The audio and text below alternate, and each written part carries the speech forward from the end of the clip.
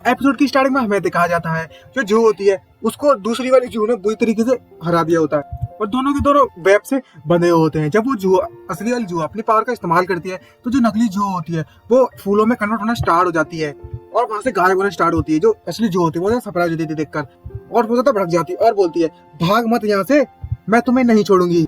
और वो लगती है अरे यार ये आखिर कहाँ पर भाग गई, मैं वाकई में बहुत ज्यादा केयरलेस थी, मैंने सच में इसे यहाँ से भागने दिया अपने हाथों से। तभी जो बाय होता है वो उससे बोलता है, फैंग से बोलता है सीनियर तुम्हारा बहुत बहुत शुक्रिया हमारी लाइफ बचाने के लिए।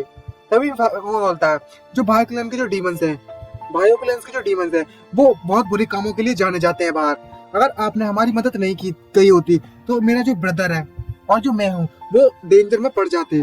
तभी जो उसके साथ लड़का होता है वो बैंक से बोलता है सीनियर आपको अपनी हेल्थ के बारे में थोड़ा ध्यान देना होगा, आपको चोट लगी हुई है, चलो हम 1000 वैली में वापस चलते हैं। तभी जो बायो होता है उससे कहता है हम लोग यहाँ पर ऐसे ही नहीं आए हैं, हम यहाँ पर 1000 वैली को बचाने के लिए आए हैं, तो ताकि हमें कोई तरीका मिल सके उस वैली को बचाने के लिए।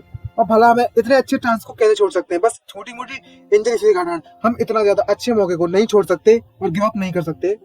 तभी जो फैंग होता है उससे बोलता है हे लिटिल ब्रदर मेरी बात तो सुनो, और उससे बोलता है अपनी स्पिरिचुअल एनर्जी का इस्तेमाल करो आसपास के एरिया को एनालाइज करने के लिए, और अगर तुमने ऐसा किया तो तुम्हें यहाँ पर कुछ भी नहीं मिलने वाला है। और अपना समय बर्बाद करना बंद करो और अपनी इंजरीज पे ध्यान दो, अपने हेल्थ पर बहुत ज्यादा खराब ना हो जाएगी चलकर। तभी जो बाय होता है वो सुनकर बहुत ज्यादा घबरा जाता है और शौक होता है और बोलता है क्या वेस्टलैंड है ये और यहाँ पर कुछ भी नहीं है। और वो अपनी तलवार अपने गले पर रखते हुए बोलता है क्या सच में जो हेवन है वो चाहते हैं कि हमारी जो ऑटमन वैली है 1000 वैली है वो तबाह हो जाए। तभी उसके साथ आया था वो बोलता है ये सीनियर ब्रदर क्या कर रहे हो, ये मत करो। जो फैंग होता है उससे बोलता है अरे यार इसकी क्या परेशानी है, इनकी जो उम्मीदें हैं और जो आजादी है वो वास्तव में किसी काम की नहीं है, इन्हें बिल्कुल भी उम्मीद नहीं बची। तब जो फैंग होता है वो भाई से पूछता है चलो मैं तुम्हें मैं तुमसे कुछ क्वेश्चन पूछना चाहता हूँ। और उससे बोलता है ये जो दुनिया है वो बहुत ज्यादा बड़ी है, तो ऐसा कैसे पॉसिबल हो सकता है कि यहाँ पर सिर्फ यहीं पर ट्रेजर है और पूरी दुनिया में कहीं पर कोई खजाना वगैरह कोई तरीका नहीं है। और तुम्हें क्या लगता है जो यहाँ पर जो ट्रेजर है वो तुम्हारी 1000 वैली से ज्यादा इंपॉर्टेंट है? अगर ऐसी बात है तो क्यों ना तुम खुद से ही उस ट्रेजर को कल्टीवेट करो। और उससे बोलता है अगर ऐसी बात है तो आखिरकार 1000 वैली के लिए सबसे ज्यादा मोस्ट इम्पोर्टेंट चीज क्या है? और हमें दिखाया जाता है फैंग को एकदम भगवान बन गया होता है, उसके पंख लग गए होते और बोलता है वो है जनता, वो है लोग। और उसे लेक्चर देना स्टार्ट कर देता है और बोलता है जो अपॉर्चुनिटीज है वो हेवन के द्वारा दी जाती हैं और जो तुम्हारी डेस्टिनी है वो पहले से डिसाइड कर दी गई है, सभी के पास चूज करने का अधिकार है। जिंदगी को डिवाइडिंग की बहुत ज्यादा जरूरत है और हमेशा जिंदगी में होप बनी रहनी चाहिए। जब तक तुम अपनी लाइफ में आगे बढ़ते रहोगे तो तुम्हारा जो रास्ता है वो हमेशा खुला रहेगा, तुम्हें हराश होने की कोई भी जरूरत नहीं है। और अगर कभी तुम्हारा पाथ ब्लॉक हो जाता है तो वापस से रिटर्न मान लो, और तुम कभी एक साथ यूनाइटेड नहीं हो सकते तो उसे फॉरगेट मतलब भूल जाओ उसके बारे में। और कुछ हार्ड करना हो तुम्हें तो उसे जाने दो। अगर तुम कुछ भी काम करने का रीजन खोदोगे और अपने इंस्टिंक्ट को फॉलो करोगे। और जो फैंग होता है वो मन में सोचता है बोलता है जो ओल्ड फ्रेंड है उनके वर्ड्स को यूज करना एंशिएंट पीपल के खिलाफ बहुत ज्यादा मजेदार है और हंसने लगता है मन में। और जो बाय होता है वो बोलता है अरे ये तो बहुत ज्यादा शॉकिंग है, बहुत ज्यादा सरप्राइज होता है इसका लेक्चर सुनने के बाद। और वो फेसबुक के पोस्ट को उसको चिपका रहा होता है और बोलता है सीनियर मैं समझ गया हूँ। तभी जो फैंग उससे बोलता है तो मुझे बताओ आखिरकार तुम क्या समझे हो? और बोलता है बाय उससे बोलता है जो हमारी कल्टीवेशन वो कभी रुकनी नहीं चाहिए, हमें करती रहनी चाहिए और हम कभी भी इस रास्ते को नहीं रोकने देंगे। अगर मैं 1000 वैली में हमेशा के लिए यहीं पर रुक जाऊं और रहना चालू रखूं और एक ना एक दिन मैं वापस जरूर जाऊंगा, और एक बार जब मैं उधर वापस चला जाऊंगा तो मैं चीफ डिसिबल की पोजीशन से रिजाइन मार दूंगा। जिसको देखने के बाद वो अपने हाथ जोड़ लेता है और बहुत ज्यादा गुस्सा करने लगता है। और फिर उससे मन में सोचते बोलता है शिट ये बेवकूफ कहेगा जो मैंने इसको इतना ज्यादा नॉलेज दी, ये बस ये समझाया उससे, मैं सच में इसको जोर से थप्पड़ मारना चाहता हूँ। और जो भाई के साथ जो उसका दोस्त आया होता है, जो उसका ब्रदर आया होता है, वो बोलता है तुम ऐसे रिजाइन नहीं कर सकते ब्रदर, और ना स्टार्ट कर देता है। जो जुनवू उससे बोलता है जो जुनवू कोर्ट है वो हमें जो 1000 वैली है वो काफी समय से उसके लिए इंतजार कर रहा है, वो बहुत ही जल्दी ये चला जाएगा। अगर तुम भी चले गए तो इस वैली का क्या होगा? और तभी जो फैंग है वो उससे बोलता है आखिरकार तुम्हारी 1000 वैली के साथ क्या हुआ है, और आखिरकार वो जिन्वू को टारगेट क्यों कर रहा है तुम्हारी वैली को? तभी उससे बोलता है वो बाय उससे बोलता है वो ये बहुत बड़ी स्टोरी है, मतलब लॉन्ग स्टोरी है। जो जिन्वू कोर्ट है वो इस वर्ल्ड को डोमिनेट करना चाहता है, लेकिन जो उनकी स्ट्रेंथ इतनी ज्यादा है नहीं और वो अपनी स्ट्रेंथ को बढ़ाना चाहता है, टॉप में लाना चाहता है। और 1000 वैली के द्वारा कुछ समय की पहले की बात है, जो जिन्वू है वो 1000 वैली के ऑर्डर्स को फॉलो करता था। जब तक कुछ समय मतलब 30,000 साल पहले की बात है, जब चीफ एल्डर डिसीबल्ड वहां पर मारे गए। जो इस क्लैन के सीनियर मेंबर हैं उन्हें मार दिया गया और कुछ तो बहुत ज्यादा सीरियसली इंजर्ड हो गए। और उसी समय जो 1000 वैली वो टॉप से सीधे जाकर बॉटम पर गिर गया और जिन्वू कोड इस बात का एडवांटेज उठा लिया, मतलब फायदा उठा लिया। तभी जो उसके बॉय के साथ जब बंदा आता है वो उसके साथ कह रहा होता है, सीनियर ब्रदर अगर आपने 1000 वैली को छोड़ दिया तो इस ऑटमन वैली का क्या होगा और आपको गद्दार मतलब देशद्रोही मान लिया जाएगा। उस समय की जैसे 3000 साल पहले हुआ था उसके साथ। और सबसे इम्पोर्टेंट बात तो ये है कि आप ऐसा नहीं कर सकते। तभी जो बाय होता है वो उससे बोलता है, वो बोलता है तो मार दिए जाओगे दूसरों को बॉर्न करने के लिए। और जो फैंग होता है वो मन में सोचता है, बोलता है आखिर मुझे ऐसा क्यों महसूस हो रहा है कि जहाँ की सिचुएशन है वो खराब होती जा रही है। और मन में सोचता है, बोलता है जब से मैंने अपने वर्ल्ड को क्रॉस किया है, दूसरी वर्ल्ड में आया हूँ, तब से यहाँ की सिचुएशन है वो और ज्यादा खराब होती ही जा रही है। और मैं जितने ज्यादा ट्राई कर रहा हूँ दूसरों को विजडम देने के लिए और एक इच्छा मतलब होप देने के लिए, उतनी ज्यादा मैटर वर्स होते जा रहा है, खराब होते जा रहा है। कहीं ऐसा तो नहीं है जो मैंने इसको कहा है वो 1000 वैली के लिए बहुत ज्यादा बुरे हो और इसको पूरी तरीके से तबाह कर दे जल्दी। और बोलता है मन में शांत हो जाओ, यहाँ पर 3 पॉसिबल पास है। 1000 वैली है वो ओरिजिनली सबसे द बेस्ट चॉइस है और मुझे डर है कि जो एल्डर है वो मेरी मौत का मतलब चाहेंगे, मुझे मारना चाहेंगे। और तो और जो जिन्वू है, मैं उस जिन्वू के पॉलिटिकल मैटरों में फंस जाऊंगा। अगर मैं एम्प्रेस के बैड साइड में चला गया तो मेरा जो सर है वो काट दिया जाएगा। और इस दुनिया में मेरे लिए सब कुछ नया है, मुझे इसकी उम्मीद है कि जो मेरी हालत है वो बहुत ज्यादा खराब हो जाएगी और मुझे तब तक मतलब मैं भूखा ही मर जाऊंगा ऐसे तो। और मन में सोचते बोलता है ये सिर्फ टारगेट को चैन ऑफ मिशन है और अपने गलों पे जोर जोर से हाथ बोलता है और अपने आप को होश मिलाता है और बोलता है मैं एक गेमिंग एम्परर हूँ और मैं चाहे कुछ भी हो जाए मैं इसको कंप्लीट करके रहूंगा। और तभी जो फैंग होता है वो उससे बोलता है हे ज़ियाबा, मुझे यहाँ पर रहने के लिए कोई जगह चाहिए और मैं मैटर को सॉल्व करूंगा। और तभी हमें बताया जाता है कि जो ज़ियाबा की नजर में जो फैंग है वो ग्रैंड फादर की तरह है। तभी जो फैंग होता है वो ज़ियाबा से बोलता है क्यों ना हम पहले सेंचुरी वैली में चले कुछ समय के लिए, और ऐसा भी पॉसिबल है कि मैं कुछ दोस्तों से भी मिल लूं और कुछ अच्छे फ्रेंड्स भी बना लूं रास्ते में जाकर। कि कैसा ख्याल है? जिसको सुनने के बाद तो जाओ भाई बहुत ज्यादा खुश हो जाता है और रोते हुए बोलता है ओ सीनियर, आप सच में मेरी मैथ्स को क्लियर करना चाहते हो, मेरी मदद करना चाहते हो। मैं सच में तुम्हारी काइंडनेस को कभी नहीं भूलूंगा। अगर आपको फ्यूचर में कोई भी मदद चाहिए हो मुझसे तो मैं आग और पानी को भी अलग करने के लिए तैयार हूँ। और तभी उससे बोलता है सीनियर, आखिरकार हम कब यहाँ से छूटने मतलब निकलने वाले हैं? तभी जो फैंग होता है उससे बोलता है हम लोग मुझे कुछ तैयारी करनी तो निकलने से पहले। जिसको देखने के बाद जो एंशियड होता है वो भड़कने लगता है और बोलता है ए फैंगजिया। और जो एंशियड होते हैं बहुत ज्यादा भड़क जाते हैं क्योंकि तभी कि हमें सीन दिखाया जाता है उस गॉड्स ऑफ अबंडेंट वैली की सील का सीन जहाँ पर एंशियड कैद होते हैं और वहां पर बोलते हैं अरे यार शिट, और बोलते हैं मैं इस बंदे की बॉडी को भी नहीं पाया, मैंने नहीं ले पाया और ना ही एब्जॉर्ब कर पाया। और तो और मेरी बहुत ज्यादा एनर्जी इस बच्चे को द्वारा ले ली गई है। और तो और ये कमीना मुझे यहाँ छोड़कर अकेला यहाँ से निकलना चाहता है दूसरों के साथ, ये तो बहुत ज्यादा बुरा हुआ। और बोलता है एक बार मुझे चांस मिल जाए तो मैं इस कमीने को सबक सिखाऊंगा।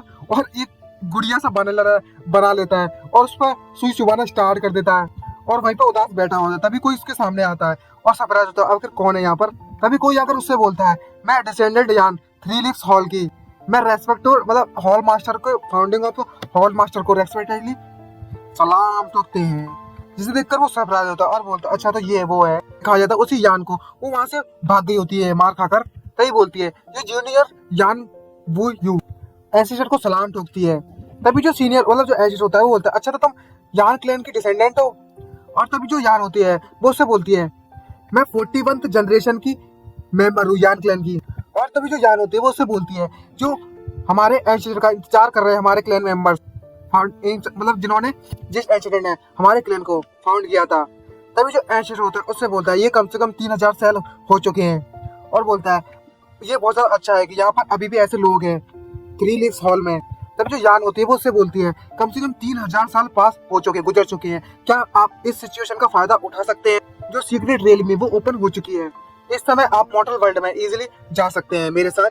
तभी जो एंसेस्टर होता है मन में सोचते हैं बोलने लगता है जो ये लड़की है ये कुछ ज्यादा मतलब ऐसा लग रहा है इसको देखकर कि ये प्लेफुल है, लेकिन इसके इसको देखकर ऐसा भी लगता है ये एल्डर के खिलाफ, मतलब बड़े एंसेस्टर के खिलाफ काफी ज्यादा रेस्पेक्टफुल है। तभी उसे बोलता है, हे लिटिल वन, ये सीक्रेट रियलमी नहीं है जिसने मुझे यहाँ पर ट्रैप्ड किया है। जो मुझे यहाँ पर रोक के रखा हुआ है वो ये बड़ी सील है जिसके कारण मैं यहाँ पर कैद हूँ, और यही जो सील फॉर्मेशन है जिसके कारण मैं यहाँ से आजाद नहीं हो पा रहा हूँ। तभी यान उससे कहते हैं, क्या ये फॉर्मेशन? तभी जो एंसेस्टर होता है वो यान से बोलता है, जिस कमीने ने मुझे यहाँ पर सील किया है वो एक नंबर का कमीना था, और उसे बताता है कि मैं यहाँ पर ऑब्जेक्ट की तरह सील ही नहीं हूँ, बल्कि मैं ही इस फॉर्मेशन की आई हूँ, मतलब तोड़ने की चाबी। और बोलता है, इससे कोई फर्क नहीं पड़ता कि मेरी पावर कितनी है और मैं कितनी पावर जनरेट करता हूँ इसको तोड़ने के लिए, लेकिन जो सील है वो मेरी 99% पावर को एब्जॉर्ब कर लेती है। तभी जो यान बोलती है, ये तुम्हारे 9 पावर की इक्वल नहीं है। और मन में सोचता है, बोलता है, अरे यार मैं और क्या ही कर सकता हूँ, मेरी जो बची कुची पावर थी उस कमीने जिया फैंग के द्वारा एब्जॉर्ब कर ली गई, और मैं सच में इतनी ह्यूमिलेटिंग थिंग के बारे में इसे बता भी नहीं सकता। तभी हमें दिखाया जाता है गॉड अबंडेंट वैली के एग्जिट वाले सीन पे, और उससे बोलता है, सीनियर आपको यहाँ और मुझे यहाँ पे छोड़ने की जरूरत नहीं है। तभी जो स्पाइडर होती है, जो होती है, उसके पास आती है और बोलती है, मैं तुम्हें यहाँ से जाने के लिए ऐसे नहीं कह रही, मैं तुम्हारे साथ रहूंगी ताकि मैं और ज्यादा अच्छा खाना खा सकूं। और बोलती है, मैं तुम्हारे साथ चल रही हूँ। तभी जो फैंग होता है उससे बोलता है, अगर ऐसी बात है तो तुम आखिरी बार तुम मुझे मारना क्यों चाहती थी? तभी जो जी होती है उससे बोलती है, क्योंकि तुमने मेरे डिप्लो गैंगर को फीवर बना दिया, पका के खा गए थे इसलिए। और बोलती है, अच्छा ओ हाँ एक बार और, मैं तुम्हें मारने जा रही हूँ। जिसको सुनने के बाद फैंग बहुत ज्यादा सरप्राइज होता है और बोलता है, तुमने अभी मुझसे नहीं कहा था कि तुम मुझे नहीं मारोगी। और बोलता है, तुम इस तरीके से मत कहो कि जैसे कि तुम पानी और आग के गोलों के साथ खेल रही हो। और तभी वो जुओ से बोलती है, अगर मैं तुम्हें मार दिया तो मैं अच्छा खाना नहीं खा सकती। जिसको सुनने के बाद एंसिस्टर और जो फैंग होते हैं बहुत ज्यादा सरप्राइज होते हैं और बहुत ज्यादा, हाँ ये क्या बकवास की जा रही है। और बोलता है, तभी फैंग उससे बोलता है, ये लड़की वाकई में इतना ज्यादा इंटेलिजेंट नहीं है। और एंसिस्टर उसे बोलते हैं, जो मॉन्स्टर है वो उनकी स्ट्रेंथ के लिए जाने जाते हैं, इनके पास बिल्कुल भी दिमाग नहीं होता है, तुम समझ जाओगे जब तुम इस जगह को छोड़कर जाओगे। तभी जो फैंग होता है वो एंसेस्टर से बोलता है, हाँ मैं इस सीक्रेट रियलमी को छोड़ने के लिए जा रहा हूँ। और गले लगाते हुए बोलता है, ए सीनियर आप मेरे लिए इंतजार करना, मैं तुम्हारे लिए जरूर वापस आऊंगा। और जो एंसेस्टर होता है वो उससे बोलता है, अच्छा ठीक है मुझे छोड़ दो। और वहां से जाना स्टार्ट कर देते हैं। और फैंग उससे बोलता है, अच्छा बाद में मिलते हैं। तभी एंसेस्टर उससे बोलता है, यहाँ से जल्दी से निकल जाओ, कभी वापस मत आना। और वहां से जाना स्टार्ट कर देते हैं। तभी अचानक से उसके माथे पर कुछ चमके लगता है, और जो एंसेस्टर होता है उसकी तरफ वो रोशनी जाने लगती है, जिसे देखकर वो सरप्राइज होता है बहुत ज्यादा। और वो एंसेस्टर है वो भी उसकी तरफ खींचना स्टार्ट हो जाता है और बहुत ज्यादा घबरा जाता है। और वो सीनियर जाके उसके पास आ जाता है बहुत ज्यादा, सीधे उसके दिमाग पर लग जाता है, ऐसा लगता है किस कर रहा है। और सीधे उस पोर्टल से दोनों के दोनों कूद जाते हैं बाहर की तरफ, और उस पोर्टल से बाहर आ जाते हैं। और दोनों मतलब एक तरह से समझ गए होंगे क्या बोला, अब बोल नहीं रहा, सीन को देखकर ही समझ गए होंगे, और अपना मुंह झड़ाने लगते हैं। और दोनों के दोनों सरप्राइज होते हैं और बोलते हैं, अभी भी क्या हुआ? और सरप्राइज होते हैं और बोलते हैं, आखिरकार मैं और ये सीनियर यहाँ पर किस तरीके से आ गए? और जो एंसेस्टर होता है बहुत ज्यादा सरप्राइज होता है और बोलता है, क्या, अरे वाह, और डरावना से लुक पड़ा लगता है डीमन जैसा। और बोलता है, आखिरकार मैं बाहर आ गया उस वैली से। और खुश होने लगता है और बोलता है, आखिरकार मैं बाहर आ गया, मेरी स्पिरिचुअल इनकार्नेशन बाहर निकल गई इस वैली से। आखिरकार मैं इस बेकार की जगह को छोड़कर जा सकता हूँ बिना किसी परेशानी के। और बहुत ज्यादा खुश होने लगता है और बोलता है, ये कम से कम 3000 साल हो चुके हैं, अब मैं इस जगह को छोड़कर जा सकता हूँ। और बहुत ज्यादा खुश होने लगता है, आखिरकार मैं लुओ चेनहाई यहाँ से फ्री हो चुका हूँ। और जो फॉर्मेशन होती है वो ओपन होना स्टार्ट हो जाती है। तभी जो एंसेस्टर होता है वो एक बड़ी सी फायरबॉल बना लेता है और बोलता है, हे भगवान, आज मैं चेनहाई फाइनली इस जगह को छोड़कर जाऊंगा और आजाद हो जाऊंगा। और वो अपनी फायरबॉल से उस पर अटैक कर देता है और बोलता है, आज मुझे कोई नहीं रोक सकता। और वो बहुत बड़ा धमाका होता है उस फॉर्मेशन पर, और बिजली कड़कने लगती है हर तरफ, और हर तरफ धुआं ही धुआं होता है। उस फॉर्मेशन में अजीब सी बिजली से कड़कने लगती है। और वो एंसेस्टर मन में सोचते बोलता है, क्या ये फॉर्मेशन सच में ब्लास्ट नहीं हुई, मतलब टूटी नहीं? और जो युवान होती है वो बोलती है, एंसेस्टर इस फॉर्मेशन के साथ कुछ तो प्रॉब्लम है, ये टूटी क्यों नहीं? और बहुत ज्यादा सरप्राइज होता है और बोलता है, अरे नहीं। और बोलता है, हे यार यहाँ से बाहर निकल जल्दी से। जो फॉर्मेशन होती है वहीं पर धमाका होता है बहुत बड़ा, और वो लड़की वहां से बाहर निकल जाती है और बहुत ज्यादा सरप्राइज होती है और बोलती है, एंसेस्टर आप कहाँ पर हो? और गुस्सा करते हुए बोलता है, वो कमीना वो गुआन ये मत समझना, उसके पास ये काबिलियत है कि वो इस एंसेस्टर को यहाँ पर ट्रैप कर सकता है। इसका मतलब ये नहीं है कि ये एंसेस्टर तुमसे फाइट बैक नहीं कर सकता। इसको देखने के बाद लड़की कहती है, ये सीनियर तुम। तभी हमें दिखाया जाता है और सीनियर के बाद अजीब से हो गए होता है कॉमेडी जैसे। और बोलता है एंसेस्टर उससे बोलता है, तुम्हें चिंता करने की जरूरत नहीं है, ये छोटी सी ट्रिक मुझे हर्ट नहीं कर सकती। और लड़की हंसने लगती है और मन में सोचते बोलता है, भले ही मेरी स्पिरिचुअल इनकार्नेशन यहाँ से आजाद होने में कामयाब रही, लेकिन मैं फिर भी यहाँ पर कैद हूँ, इस फॉर्मेशन में अभी भी कैद हूँ। क्या उस फैंगजिया के कुछ लेना देना है इस मैटर के साथ? तभी जो युवान होती है वो उससे बोलती है, सिस्टर मैं काफी ज्यादा परेशानियों के साथ खड़ी यहाँ पर आई हूँ, मैंने इसकी उम्मीद नहीं की थी, यहाँ पर इस तरीके से मैटर खड़ा हो जाएगा और मैं कुछ भी नहीं कर पाऊंगी। तभी जो एंशिस्टर होता है वो उससे बोलता है तुम्हें इतना डिस्करेज होने की जरूरत नहीं है, और बोलता है मैं यहाँ से भले ही आजाद नहीं हो सकता, मतलब निकल नहीं सकता, लेकिन मैं तुम्हें कुछ टिप्स जरूर दे सकता हूँ जो तुम्हारी मदद करेगी बहुत ज्यादा स्ट्रॉन्ग होने में। तो यान फैमिली के पास और ज्यादा एक्सपर्ट हो जाएंगे। जिसे सुनकर जो यान होती है बहुत ज्यादा खुश हो जाती है और बोलती है आपका बहुत बहुत शुक्रिया एंसेस्टर, और बोलता है मैं तुम्हें आज फ्लोटिंग ड्रीम ऑफ 3 लीफ्स सिखाने वाला हूँ। और तभी हमें दिखाया था फैंग की पपेट रखी होती है उसके सामने, और बोलता है जब मैं ये टेक्निक तुम्हारे में इम्प्लांट कर दूंगा तो तुम्हें मेरे लिए एक काम करना होगा, उस जिया फैंग मतलब फैंग जिया को सबक सिखाना होगा। और बहुत गुस्सा कर रहा होता है उस पर, और बोलता है और तो और याद रखना उसके बारे में सब कुछ मुझे बता देना। तभी हमें नेक्स्ट सीन दिखाया जाता है, यहाँ पर फैंग जिया एक जगह पर पहुंच गया होता है और एक बंदा आकर उससे कहता है ये फैंग जिया हम लोग यहाँ पर आ चुके हैं स्टार सैंड सिटी में। और जो भाई होता है वो उससे बोलता है जूनियर सिस्टर हमारे साथ तब तक थी जब हमने खुद से इस स्टार सैंड सिटी से खुद से मूव करना स्टार्ट नहीं कर दिया था, और तभी शायद उस डीमन ने उसकी आइडेंटिटी ली होगी। जो डीमन है तब से हमारे साथ है, तो ऐसा पॉसिबल हो सकता है कि उस डीमन ने हमारी सिस्टर को हर्ट नहीं किया हो। अगर वो अभी भी जिंदा होगी तो उन्होंने उन डीमंस ने अभी भी उनको कहीं पर इस स्टार सैंड सिटी में छुपा कर रखा होगा। तभी जो फैंग होता है वो उससे पूछता है जो तुम्हारी जूनियर सिस्टर है वो किस तरीके से दिखती थी, मुझे उसके बारे में और बताओ ताकि हम दोबारा से ट्रिक्ड नहीं हो जाएं। तभी जो भाई होता है वो हंसते हुए बोलता है फेलो डाउस्ट फैंग, यहाँ पर बहुत सी ऐसी चीजें हैं जिसके जिंदगी में उसके बारे में कैसे अप्रिशिएट करें। जो यंग लोग होते हैं वो स्मार्टर ग्रो होते हैं। और तभी जो फैंग होता है वो बोलता है क्या तुम अपने बारे में बात कर रहे हो। तभी नेक्स्ट सीन हमारा शिफ्ट होता है, तो जो भाई होता है वो उससे बोलता है जो जूनियर सिस्टर की जो अपीयरेंस है वो काफी ज्यादा ऑसम है, और भाई एकदम टैलेंटेड है वो बहुत ज्यादा, और बहुत ज्यादा काइंड भी है। भले वो एल्डर हो या फिर कोई डिसेबल स्टूडेंट, ऐसा कोई भी नहीं है जो हमारी सिस्टर जिसके बारे में केयर नहीं करती हो। और जो हमारी जूनियर सिस्टर है वो टॉप 3rd में आती हैं, उनकी रैंक टॉप 3rd है जिनको लोग डेट करना चाहते हैं। इसलिए चाहे कुछ भी हो जाए हमें अपनी जूनियर सिस्टर को ढूंढना ही होगा। तभी हमें दिखाया जाता है कोई लड़की उसके सामने आती है और बोलती है ओ गाइस मैंने तुम्हें आखिर का ढूंढ ही लिया। इसको देखकर वो दोनों के दोनों सरप्राइज होते हैं, और ये होती है उसकी जूनियर सिस्टर। तभी जो उसकी जूनियर सिस्टर होती है उससे बोलते हैं हे तुम लोग यहाँ अचानक से कहाँ गायब हो गए थे और तुम लोग मुझे जहाँ स्टार सैंड सिटी में छोड़ के चले गए। और तभी ये देखकर बहुत ज्यादा सरप्राइज होता है, बोलते हैं क्या सिस्टर लिंग, क्या तुम सच में हमारी सिस्टर लिंग हो, तुम कोई डीमन वगैरह तो नहीं हो ना। तभी जो लिंग होती है वो उससे बोलती है आखिर तुम किस बारे में बात कर रहे हो, मैं तुम्हारे शब्दों को बिल्कुल भी समझ नहीं पा रही। जिसको देखने के बाद जो फैंग होता है वो बोलता है हे मिस जू आखिरकार तुम क्या कर रही हो।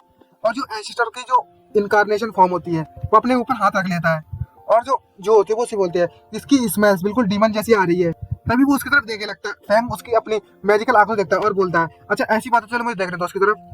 तभी वो अपनी मैजिक आंखों की तरफ देखता है, और जो एंसेस्टर होता है और जो लिंग होती है वो मन में सोचता है, बोलता है ये फिर से अपनी मैजिकल आइज को इस्तेमाल कर रहा है, लेकिन मुझे नहीं लगता कि ये अब उनको इस्तेमाल कर पाएगा और ज्यादा और असलियत का पता लगा पाएगा। मतलब इन दोनों ने फिर से प्लानिंग जाता है। जो फैंग होता है अपनी मैजिकल आइज से लिंग की असलियत का पता लगाने की कोशिश कर रहा होता है, लेकिन कुछ भी पता नहीं लगा पाया होता है। तभी जो होती है उससे बोलती है ये क्या ये सच में डीमन है। तभी फैंग उससे बोलता है मुझे नहीं लगता कि ये है। और जो एंचर होता है वो चैन की सांस लेता है और बोलता है आखिरकार इन्होंने सच में पता ही लगा पाया आज की असलियत के बारे में। और जो होती है वो खुद को सूंघना स्टार्ट कर देती है और बोलती है कि सभी की सभी लड़कियां एक जैसी ही स्मेल मारती हैं। तभी जो एंचर होता है वो मन में सोचते बोलता है जिसे देखकर ऐसा लगता है जो ट्रेनिंग मैंने सिर्फ प्रोवाइड की थी वो काम में आ रही है। तभी जो भाई होता है वो उससे बोलता है जूनियर सिस्टर आखिरकार तुम यहाँ पर कैसे आ गई, वह डीमन ने तुम्हारे साथ कुछ किया तो नहीं था ना। तभी लिंग उससे बोलती है वो बोलती है वो भाई से क्या मास्टर ने हमसे ये नहीं कहा था कि जो ये एक्सप्लोरेशन है वो डेंजरस होने वाली है और मुझे इस स्टार सैंड एकेडमी में मतलब स्टार सैंड सिटी में यहीं पर रुकना चाहिए। आखिरकार उस डीमंस के साथ क्या है जिसके बारे में तुम बात कर रहे हो। तभी जो बाय होता है वो बोलता है हे फैंग जिया। तभी फैंग उससे बोलता है कोई दिक्कत वाली बात नहीं है, मैंने चेक कर लिया है। और जो एंस्टर होता है वो तो हंसी रहा होता है क्योंकि उसका तो प्लान ही है ये। तभी जो बाय होता है वो मन की मतलब चैन के सांस होता है और बोलता है थैंक गॉड ये सच में हमारी जूनियर सिस्टर लिंग है। तभी जो बाय होता है वो लिंग के पास आता है और बोलता है ये अच्छा है कि तुम ठीक हो, और बोलता है इस अब मैं आसानी से 1000 ऑटोमन वैली को छोड़ सकता हूँ और मैं अपना रास्ता ढूंढ सकता हूँ इस वर्ल्ड में। और जिसको देखकर वो लिन होती है वो तो सरप्राइज होती है और बोलती है क्या जो सीनियर ब्रदर है वो मतलब धोखा देने जा रहे हैं क्लैन को, रिबेल करना जा रहे हैं, और वो बेहोश होने का नाटक करना स्टार्ट कर देती है। और बोलता है भाई उससे बोलता है जो जूनियर सिस्टर है उसे इस तरीके सरप्राइज नहीं होने की जरूरत नहीं थी, इन्हें जल्दी से कुछ पिस दो। तभी जो होती है वो फैंग से बोलती है ए जिया मुझे नहीं लगता कि ये सरप्राइज हुई थी। तभी फैंग उससे बोलता है फैंग जिया जो भी बोलूँ बात एक ही है जिया और फैंग। तभी फैंग उससे बोलता है कोई बात नहीं मैं इस पर अपनी नजरें बनाए रखूंगा। और हमें कुछ समय के बाद का सीन दिखाया जाता है जहाँ पर लिंक होश में आ जाती है। और लिन उससे बोलती है, ये सीनियर ब्रदर, अभी अभी तुम मजाक कर रहे थे, मैंने बिल्कुल सही कहा ना? अगर ये जोक मास्टर के कानों में चला गया तो ये ठीक नहीं होगा। तभी जो भाई होता है उससे बोलता है, मैं सच में मजाक नहीं कर रहा हूँ, जब एक बार हम वापस चले जाएंगे सेक्ट में तो मैं मास्टर को ये सब कुछ बता दूंगा।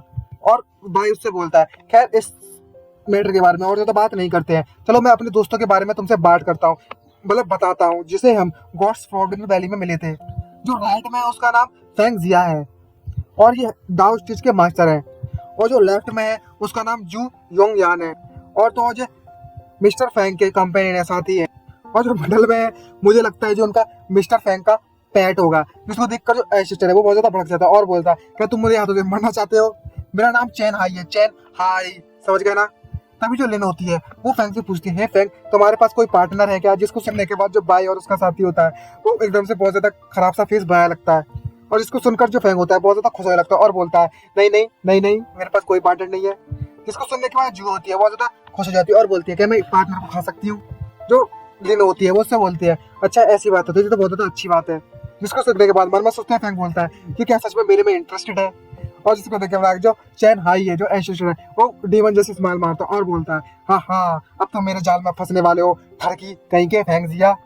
तभी हमें दिखाया जाता है उनकी जो राइडिंग होती है वो ज्यादा तेज जाने लगते हैं। तभी हमें 1000 ऑटोमन वैली का साइन दिखाया जाता है। तभी अचानक से जोर से आवाज आती है जंगलों में, तुम भाई चैन हाई, तुम गद्दार कहीं के। और कोई उससे बोल रहा था, तुम्हें पता भी है तुम आखिर किस बारे में बात कर रहे हो? और उनका जो मास्टर होता है वो उससे बोलता है, तुम्हें पता भी है इसका क्या अंजाम होने वाला है? और घबराते हुए उससे बोलता है, हाँ मास्टर मुझे पता है। तभी उसका मास्टर बोलता है, अच्छा अच्छी बात है, और तुम मेरे डिसिपल होके यहाँ से, मतलब तुमने यहाँ से निकलने का चूज किया है तो तुम जरूर इनिशिएटर होगे।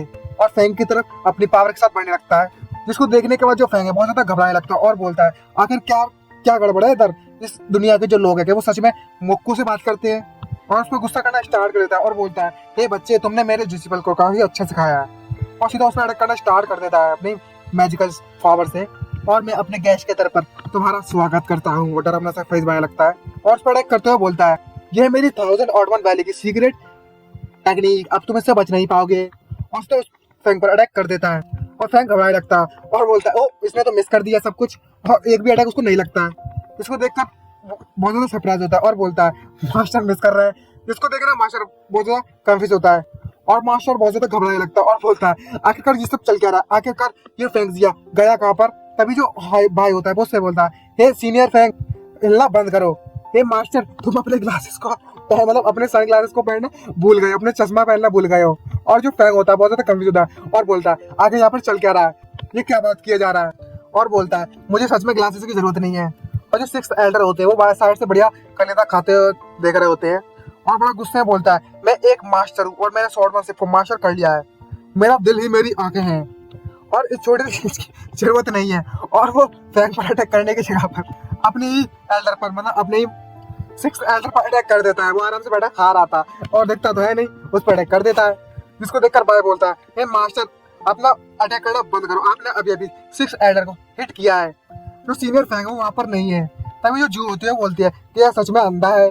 और फैंग भी बड़ी अजीब से फेस बनाता है और बोलता है, इसकी जो आंख है वो आंखें बहुत ज्यादा खराब है। तभी जो मास्टर उनके पास आता है, हे मेरी बात सुनो, और बोलता है, जो की तरफ आते हैं बोलता है, अच्छा तो तुम हो वो सीनियर फैंग? और वो उसके रास्ते को रुकते बोलता है, हे मास्टर मैं हूँ फैंग, मैं हूँ फैंग, ये नहीं ये जू है, ये जू। और अपनी पावर इंक्रीज करना कर देता है, बढ़ाना, मतलब अपनी पावर बढ़ाना स्टार्ट कर देता है और बोलता है, अच्छा तो तुमने मान लिया कि तुम फैंग हो। जिसको देखकर वो फैंग बहुत ज्यादा घबरा जाता है और जो मास्टर होता है सीधे फैंग पर अटैक कर देता है। और जो मास्टर होता है वो बोलता है, कुछ बात करने से पहले मेरी स्वॉर्ड का मजा सको। तभी जो फैंग होता है उससे बोलता है, क्या सच में इस चीज को तुम अपना स्वॉर्ड कहते हो?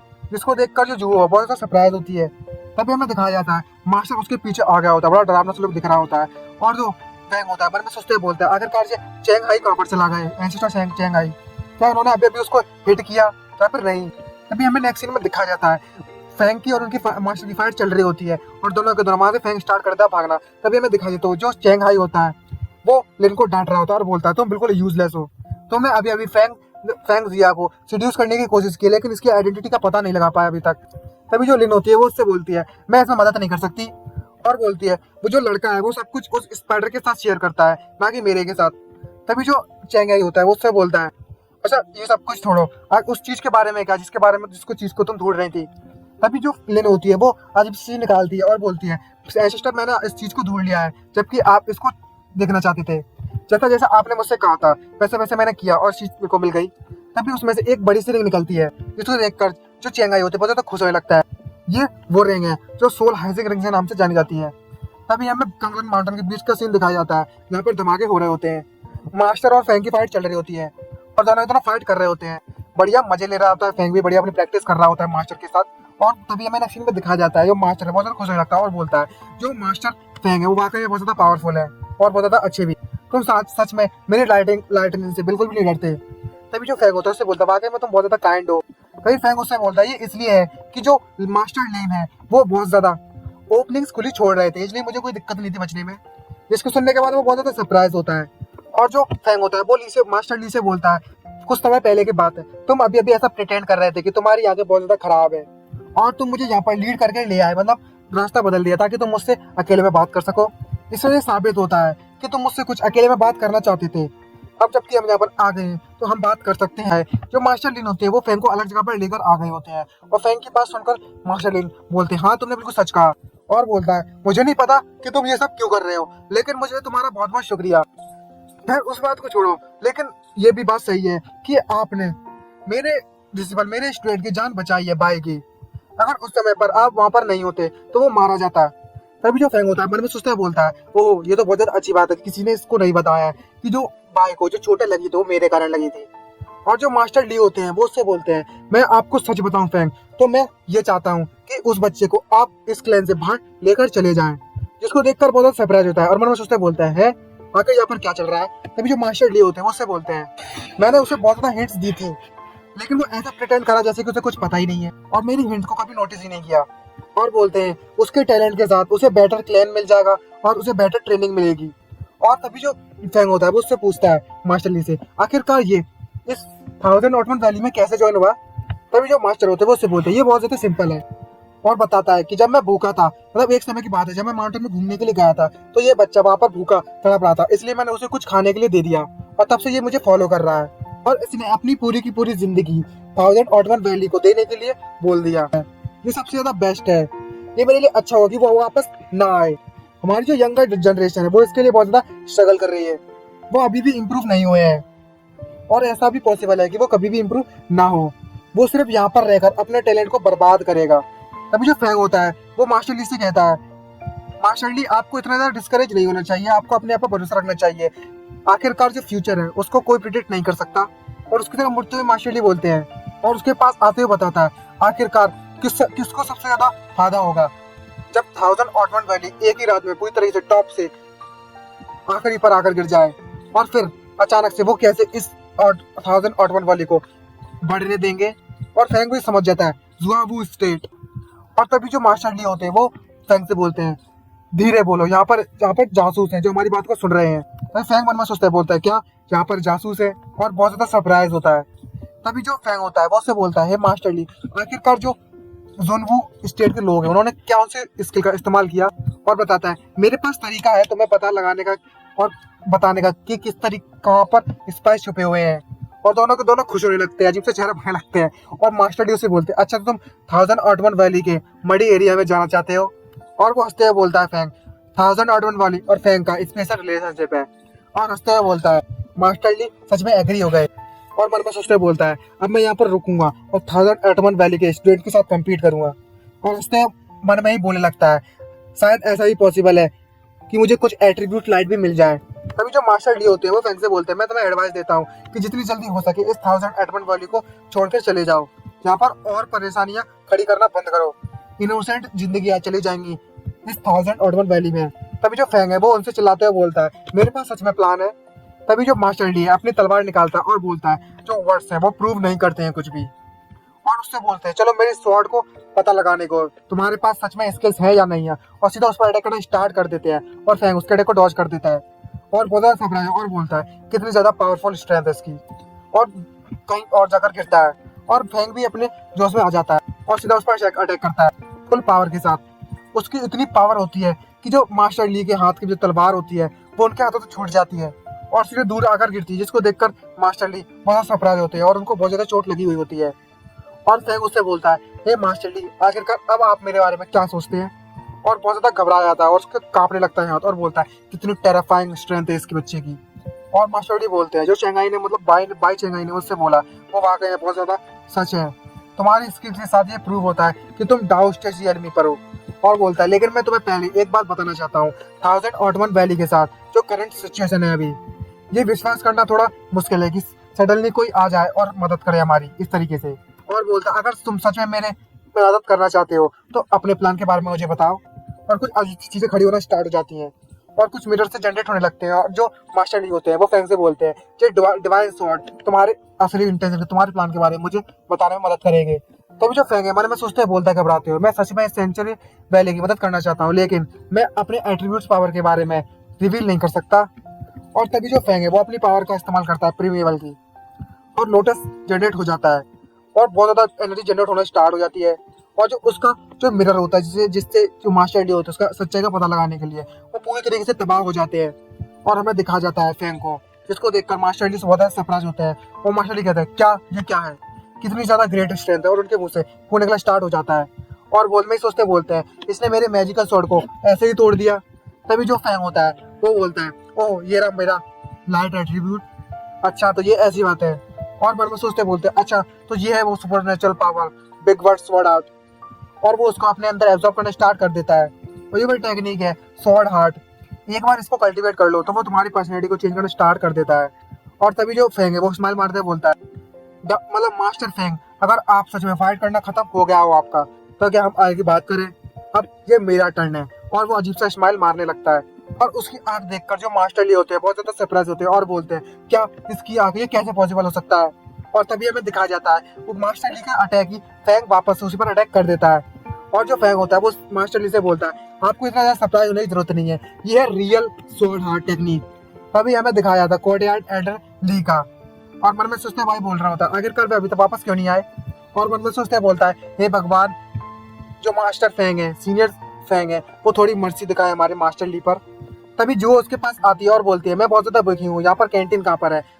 और जो भाई होता है अपनी सोचों में खोया हुआ होता है और मन में सोचता है बोलता है ये बिल्कुल अच्छा नहीं है, मैं बहुत ज्यादा चिंता में हूँ।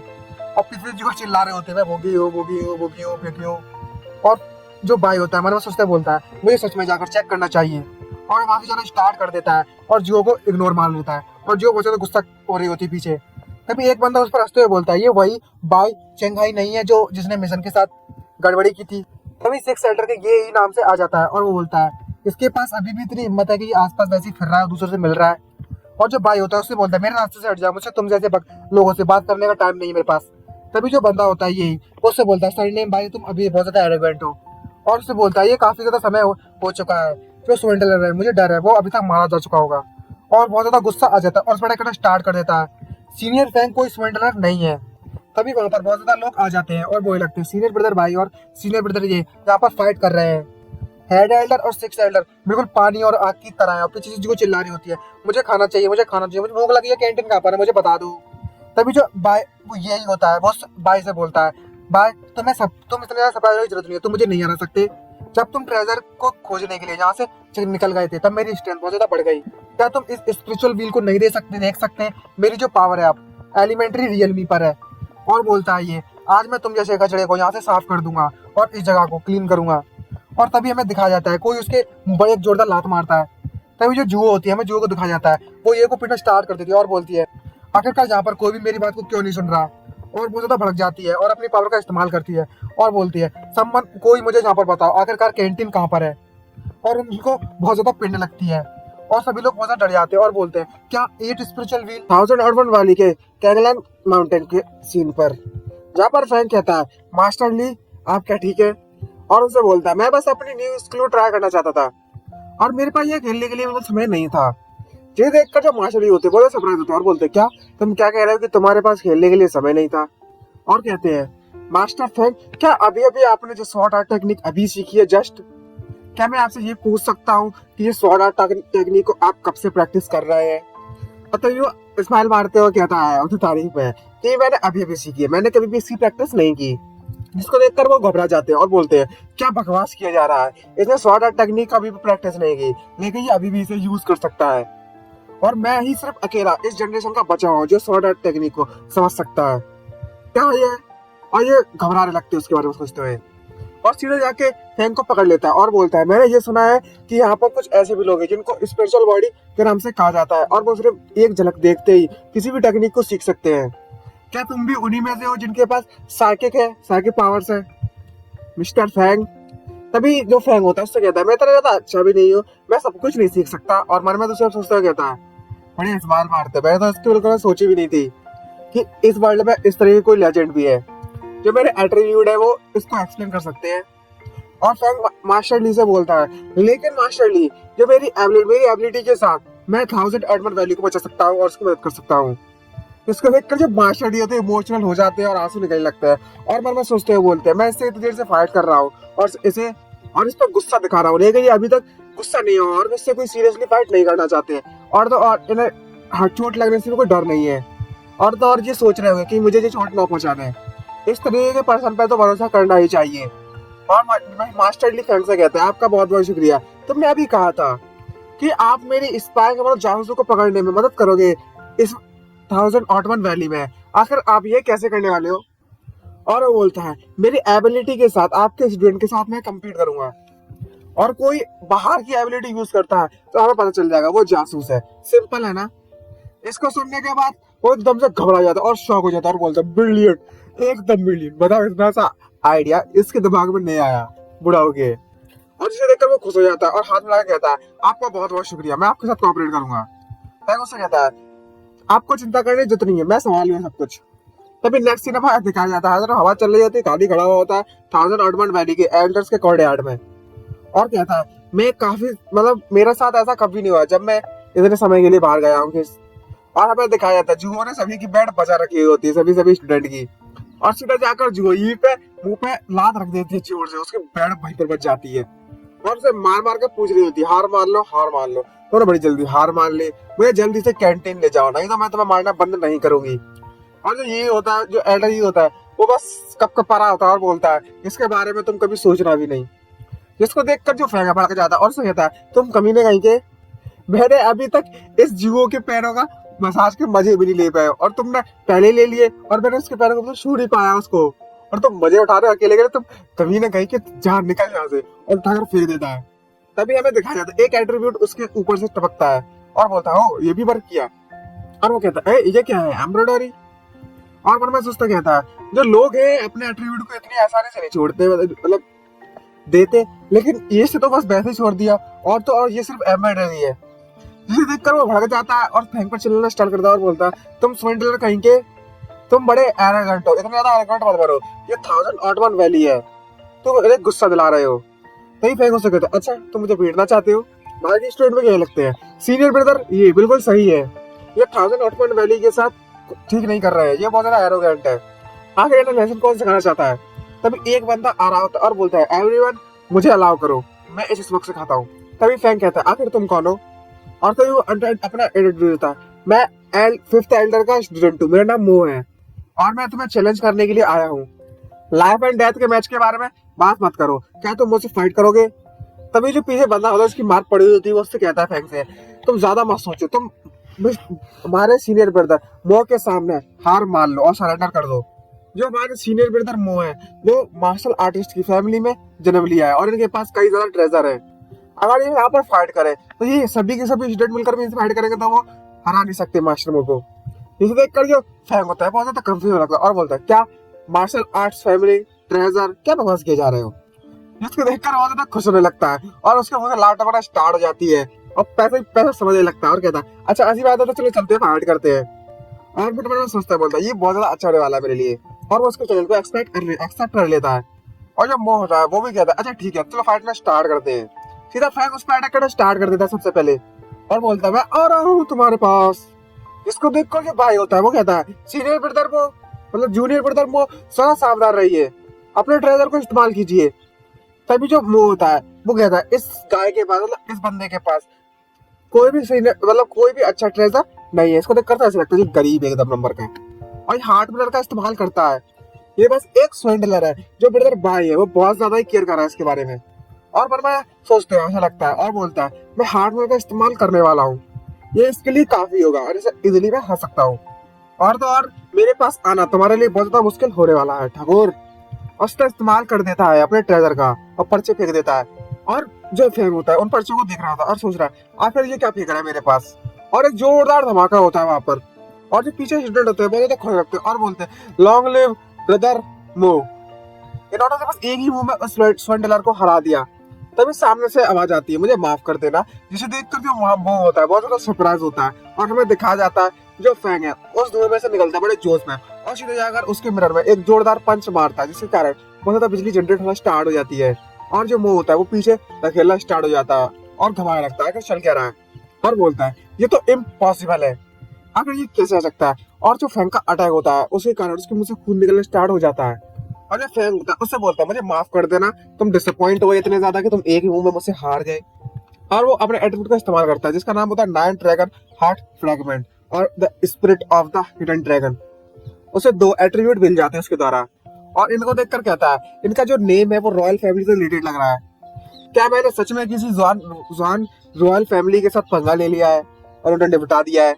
और उसके एट्रीब्यूट को ऑब्जर्व करना स्टार्ट कर देता है और बोलता है मुझे लगता है कि यहाँ की जो सिचुएशन है वो बहुत ज्यादा खराब है, जितना कि मास्टर डी ने मेरे को बताया था उससे भी ज्यादा।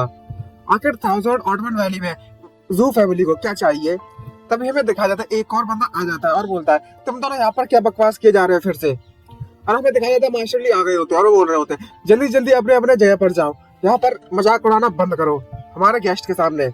तभी जो फैंग होता है वो बार बार सोचते कहता है ये बिल्कुल सही समय पर आए हैं। ये सब देखकर जो ये होता है वो मतलब अजीब सी एक्टिंग करना स्टार्ट करता है क्यूट बनने की। और बोलता है ये जो फैंग है यहाँ पर परेशानी खड़े कर रहा है। और जो मास्टर ली होते हैं बोलते हैं तुम अपनी बकवास बंद करो। आजकल के जो यंगस्टर है वो बहुत ज्यादा परेशानी खड़ी कर देते हैं, मास्टर फैंग प्लीज हमें माफ कर देना। और जो फैंग ऐसा वही स्टार्ट कर देता है और बोलता है ये वाकई में थोड़ा मजेदार था कॉम्पीट करना आजकल के यंगेस्ट जनरेशन के साथ। और कहते हैं ये हमारे सबसे ज्यादा अच्छे और प्यारे गेस्ट, इधर परेशानी खड़ा करना बंद करो। जिसको सुनने के बाद सभी के सभी स्टूडेंट बहुत सरप्राइज होते हैं और कंफ्यूजन में होते हैं आखिर चल क्या रहा है। और उदास सा वो करते हो अच्छा ठीक है मास्टर। तभी ये मास्टर ली होते हैं वो फैंग के पास आते हैं और उससे कंधे पर हाथ रखते हुए बोलते हैं आप चिंता मत करिए, आप मुझको फॉलो कीजिए, मैं आपको आपके रेजिडेंस में छोड़ने चले जाता हूँ। अभी फैंग कहता है आपका बहुत बहुत शुक्रिया मास्टर ली। और कहता है अरे हाँ एक और मैं बात बताना चाहता हूँ।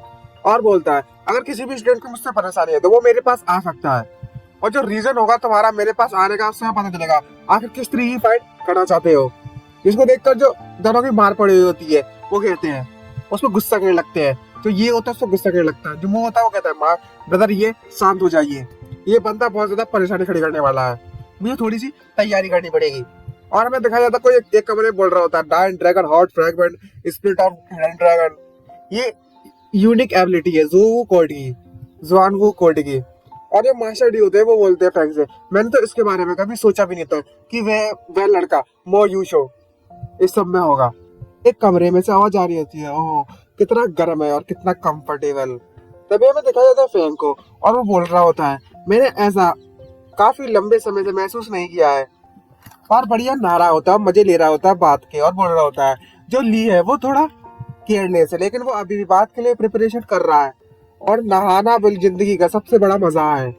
अभी हमें दिखा जाता है कोई उसके कमरे के बाहर आ जाता है और मन में सोचते बोलता है फैंग ग्रेट जो जू है वो आखिरकार वापस आ गई है, मैं इस समय का फायदा उठाऊंगा और उसे अपने फिगर दिखाऊंगा। और बोलता है कम बेबी जल्दी से। तभी मैं दिखाया था उसका बस मिलिंग आ जाती है और बोलती है सीनियर ब्रदर फैंग मैं अपने कपड़े आपके पास ले आई हूँ।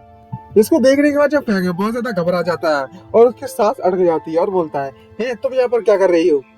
तभी हमें दिखाया जाता है लिंग उसे सीरियस करने की कोशिश करने लगती है और बोलती है सीनियर ब्रदर फैंग आपको इतना शर्माने जितनी है और सीधा जाकर उसके पास बढ़ने लगती है।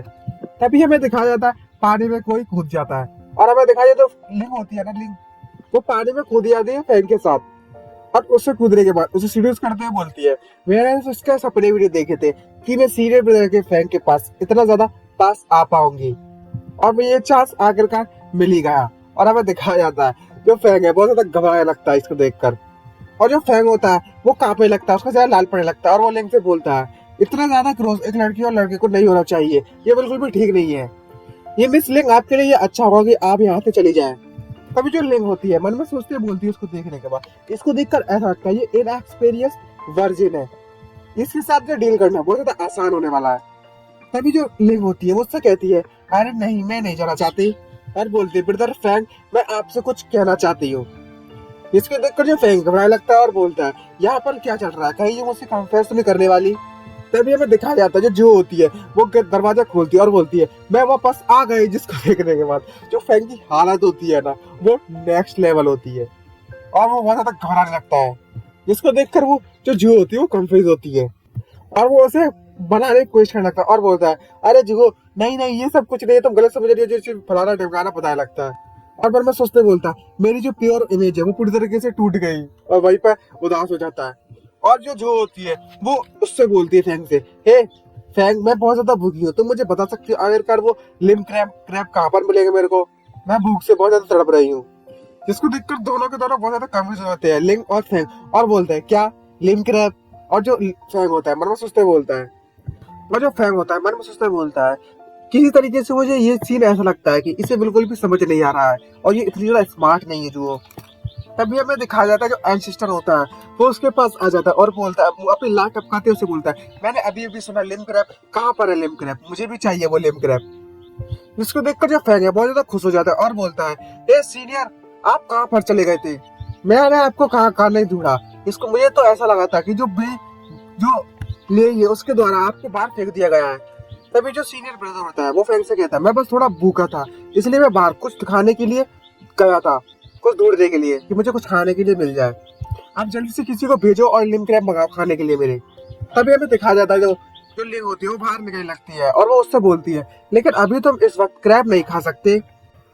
जुनू कंट्री नॉर्दर्न ईस्ट के कॉर्नर पर है, मेनलैंड के वेस्टर्न रीजन पर, और डीमन किंगडम लोकेटेड है साउथ ईस्ट के सी पर, और दोनों की दोनों कंट्री कैनलन माउंटेन से डिवाइडेड है। 1000 एडमंड वाली किंगलन माउंटेन के नाम से जानी जाती है। और जो सी वाला एरिया है वो डीमन कंट्री के द्वारा ऑक्यूपाई कर लिया गया है, और 1000 एडमंड वाली यहाँ पर लोकेटेड है वो यहाँ से बहुत ज्यादा दूर है और यहाँ पर कोई भी लिम क्रैब नहीं मिलता। अभी जो एंसेस्टर है वो भड़क जाता है और चिल्लाते हुए बोलता है व्हाट इज ये आखिरकार डीमन कंट्री है क्या, मैंने तो इसके बारे में कभी भी नहीं सुना। तभी जो लिन होती है उससे कहती है जो डीमन की एनर्जी वो जब थिन हो गई थी तब ह्यूमंस ने बहुत ज्यादा टैलेंटेड डीमंस को खो दिया था, और साउथर्न ईस्ट के रीजन में जब प्लंडर हुआ तब सभी के सभी डीमंस मॉडर्न डीमंस में बदल गए।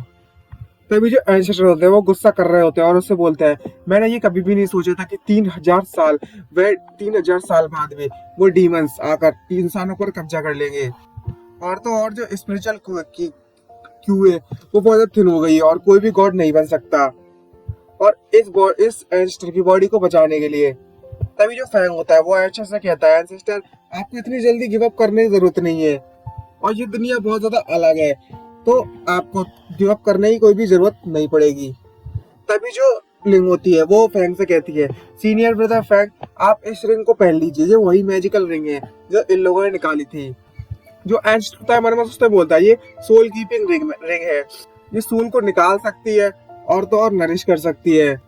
और जो मास्टर चैन की जो सोल है वो काफी ज्यादा वीक हो गई थी, अगर तुम इस रिंग को पसंद नहीं करते तो आप इसे निकाल सकते हो। जब हमें डे टाइम का सीन दिखाया जाता है जब जो एंसेस्टर है उसने लिंग को ये रिंग दी थी और बोलता है जब फैंग जी मास्टर ली के साथ फाइट कर रहा था तब यहाँ पर कुछ ना कुछ तो अजीब सा था, कोई ऐसा चांस ढूंढो जब तुम फैंग को ये रिंग दे सको ताकि मैं उस फैंग की पावर को और उसे अच्छे से उसकी बॉडी को अच्छे से एनालाइज कर सकूं और ऑब्जर्व कर सकूं।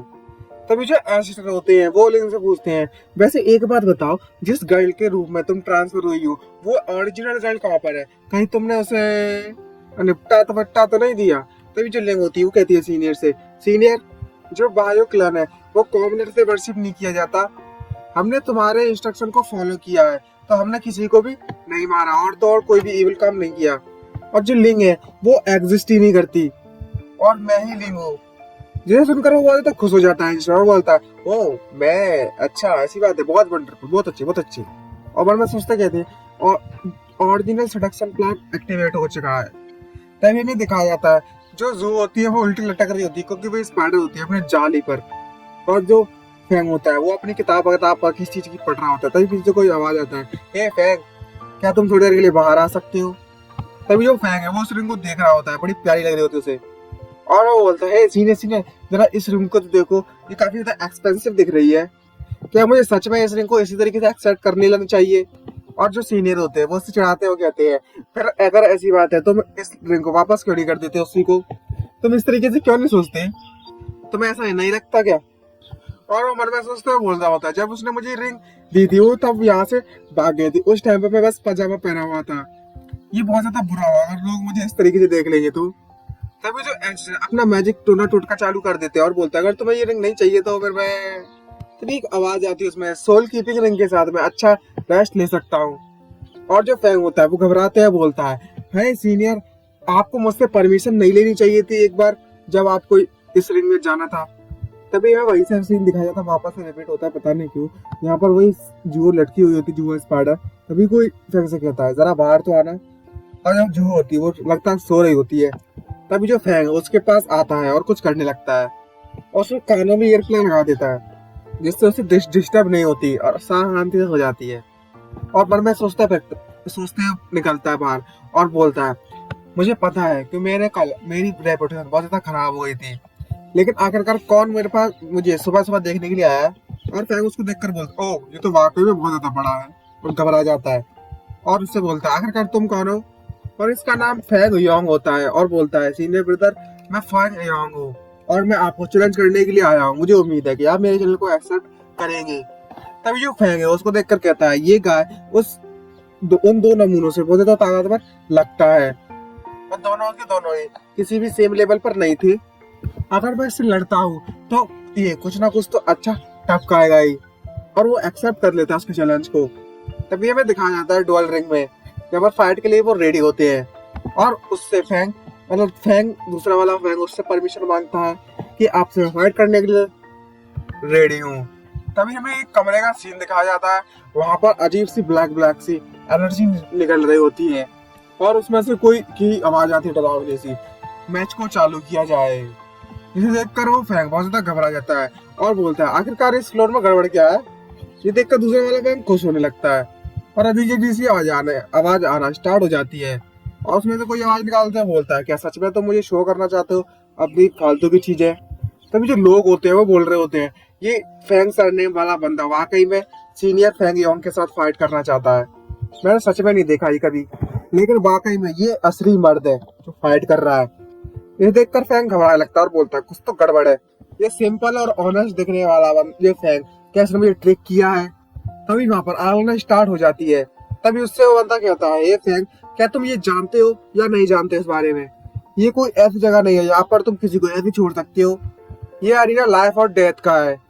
और वो बोलता है कि ये जो अरीना सेट किया है वो फायर से सेट किया गया है दोनों पार्टिसिपेंट के लिए, और जो भी बंदा हाई लेवल पर होगा वो लो लेवल के लेवल पर आ जाएगा, और जो वेपन है और कुछ और भी चीजें होंगी और इक्विपमेंट है वो यहाँ पर लिमिटेड ही यूज होंगे, उससे कोई फर्क नहीं पड़ता यदि तुम डाउस्ट रियलमी पर हो, कोई फर्क नहीं पड़ता कि तुम्हारे पास कौन सा इक्विपमेंट है, लाइफ एंड डेथ क्या अरीना में ये यूजलेस है तुम्हारे लिए।